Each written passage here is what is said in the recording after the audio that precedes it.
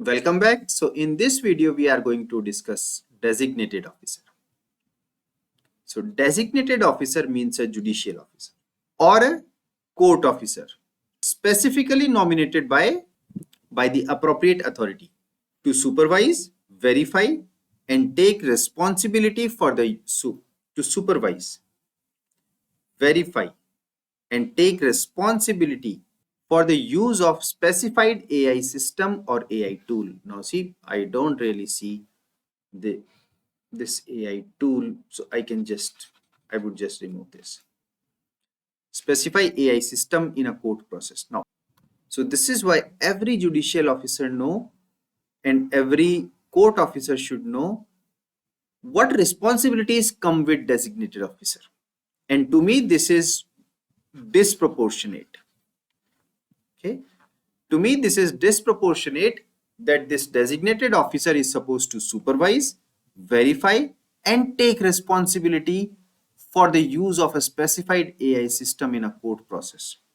This is too vague to me, because why should a designated officer take personal responsibility? This is too much for them.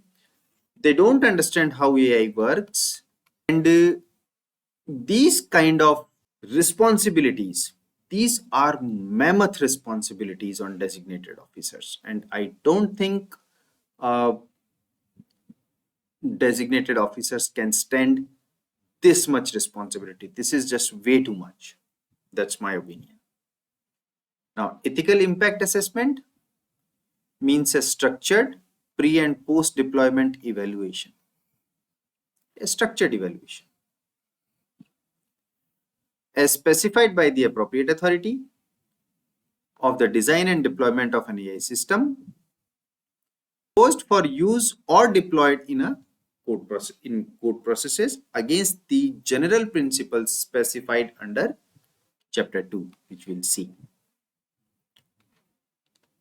So ethical impact assessment is a structured evaluation which can be pre and post. So both pre and post deployment, before we deploy the AI as well as after we, as specified by the appropriate authority. So appropriate authority will provide more information on this, of the design and deployment of an AI system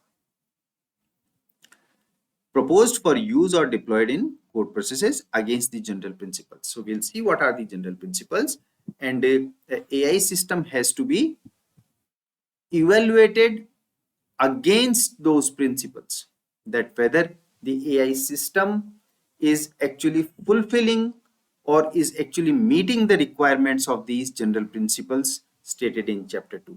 If it is not, then it is not passing this ethical impact assessment, and it should pass it. I think with this we can stop this video. I'll see you next time.